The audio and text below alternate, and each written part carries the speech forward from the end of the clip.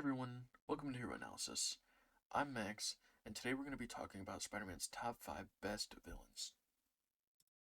So number 5, I think I'm going to put Kingpin, and the reason I'm doing that is because he's kind of one of those characters who can push Peter, and that's saying a lot, because a lot of the people on the list afterwards don't really do that. They know, they know not to overstep. But during Civil War, Peter reveals his identity. And so Kingpin sends a sniper after Peter, but the sniper ends up shooting at May, and that almost kills her. This sent Peter over the edge. Peter broke into the prison where Kingpin was at, and he said, if Aunt May lives, you live, and if Aunt May dies, you die. So even though Kingpin did that, I mean, he's really just doing that to get Spider-Man out of his way. He leads to Underworld. He wants to keep it that way, right? But number four, I put Kraven.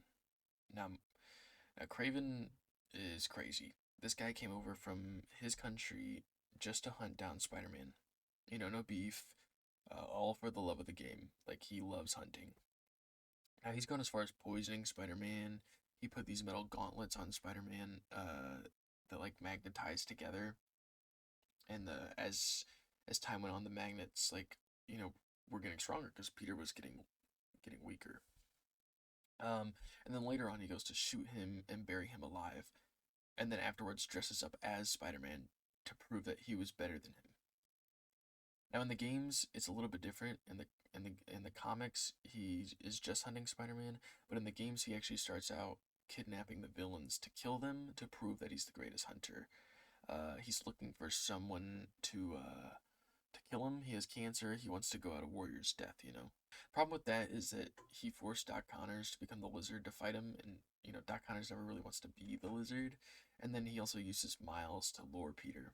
And it's important to know that Peter has the symbiote on right now, so he's a little more aggressive. I mean, this is the perfect specimen to kill Kraven. So in Kraven's mind, this is who I want to end me. Like, this is the thing that will kill me. So moving on from Kraven, it gets a lot more brutal. And then number 3, I put Carnage.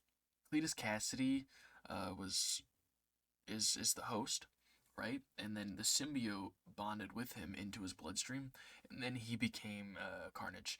Now he's like a bloodlusted offspring of Venom. He's faster, he's stronger, and so it's bad when Spider-Man is teaming up with Venom just to beat Carnage. Problem is, it gets worse from there because Carnage he bonds with the Green Goblin to become the Red Goblin. Twice the villain, double the suffering. So Peter's having a fun time with that. And if you guys want to check out all that Red Goblin stuff, that's the end of Dan Slott's run. So if you're interested in that, go check that out. But for number 2, I put Doc Ock.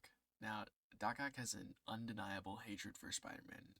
He's held people hostage. He's robbed banks. He's even killed people like Captain Stacy. He's not a good person. He's also accidentally affected Peter, like revealing his identity and almost marrying Peter's Aunt May. As Doc Ock is dying, though, he swaps minds with Peter, so he can continue living. And originally it was for selfish needs, but Peter encouraged him to use his powers for good, and surprisingly, it worked. Kind of, not really, but it ended up working out. He had some issues to work out, like understanding his newfound powers, since when he was fighting Scorpion, he punched his jaw off.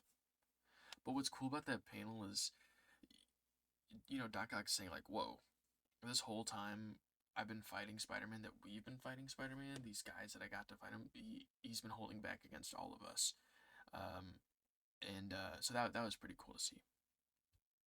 But from all the bad he's done, he's not even near the level of number 1. Before we get to number 1, I just gonna want to, throw out some honorable mentions. I really, really wanted to put Venom on this list. I wanted to put him somewhere in there, but the fact is, when you really look at it, Venom isn't even in the story for that long. He kind of goes off and does his own thing after that. He becomes a hero pretty soon after that, so he's not a villain for too long. And then I also wanted to include the Lizard, but the Lizard doesn't really like Dr. Connors doesn't choose to be the lizard. You know what I'm saying? And when he does, it's because he's like pushed into that situation where he has to be. And so he's not really bad. He doesn't want to be bad. And for the most part, he's Doc Connors. But now, to no one's surprise, number one, Green Goblin, Norman Osborn, the Green Goblin, was the first person to figure out Spider-Man's identity. And then and that was long before anyone else figured out who Peter was, before Peter even told other people. But ever since then, he's used it to make Peter suffer. He's killed Gwen Stacy, or so we thought, because it was later revealed that she was alive and had kids with Norman, but that was so badly received that Marvel retconned it. That doesn't mean we can unsee the panel. That Don't look it up, please. Um, and if you did, I warned you. He's kidnapped Aunt May. He he buried her alive. He also sold his son's soul to Mephisto for Oscorp's success. The list goes on and on, but you kind of learn to realize that Norman Osborn is Marvel's Reverse Flash. It was me, Barry.